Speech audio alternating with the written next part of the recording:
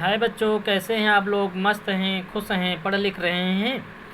जैसे कि आज हम आप लोग को अलंकार पढ़ाएंगे, अलंकार के बारे में बताएंगे, अलंकार की परिभाषा बताएंगे और अलंकार के भेद बताएंगे और कुछ उनके भेदों के भी भेद बताएंगे। जैसे कि अलंकार की परिभाषा की बात करें तो काव्य की शोभा बढ़ाने वाले उपकरणों को हम अलंकार कहते हैं। काव्य की शोभा बढ़ाने वाले उपकरणों को हम अलंकार कहते हैं।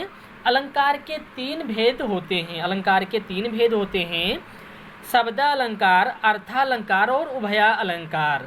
शब्दालंकार, अर्थालंकार और उभयालंकार। यदि हम जिसमें से मुख्य रूप से हम लोग जो पढ़ते हैं शब्दालंकार और अर्थालंकार को हम पढ़ते हैं। तो शब्दालंकार, जो कि शब्दालंकार के भेद की अगर हम बात करें तो शब्दालंकार के चार भेद होते हैं: अनुप्रास अलंकार, श्लेष अलंकार, यमक अलंकार और वक्रोक्ति अलंकार।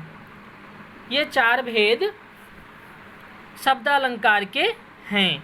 यदि हम अर्थालंकार के भेदों की बात करें तो अर्थालंकार के 5 भेद माने गए हैं। अर्थालंकार के 5 भेद माने गए हैं, जिसमें से उपमा अलंकार, रूपक अलंकार, काव्यलिंग अलंकार, विरोधाभास अलंकार और उत्प्रेक्षा अलंकार हैं।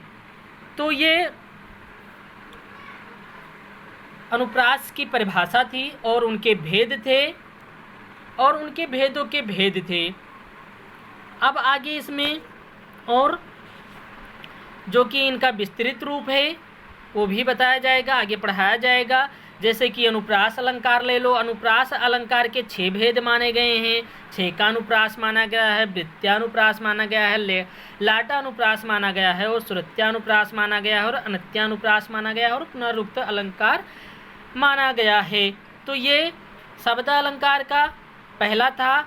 अनुप्रास अलंकार के भेद थे। अब ऐसे और भी अलंकार हैं, वो सब भी पढ़ाया जाएगा। हालांकि आप लोग जानते हैं कि हम लाइव ही पढ़ाते हैं और जो कि स्पीच के थ्रू पढ़ाते हैं, ना हम लिखकर पढ़ाते हैं ना ही कुछ ब्लैक बोर्ड पे पढ़ाते हैं। हम स्पीच के थ्रू ही पढ़ाते हैं। आप लोग से रिक्वेस्ट है कि आप लोग इन वीडियो को सुने और अपना पेन और कॉपी उठाकर साथ ही साथ लिखते रहें।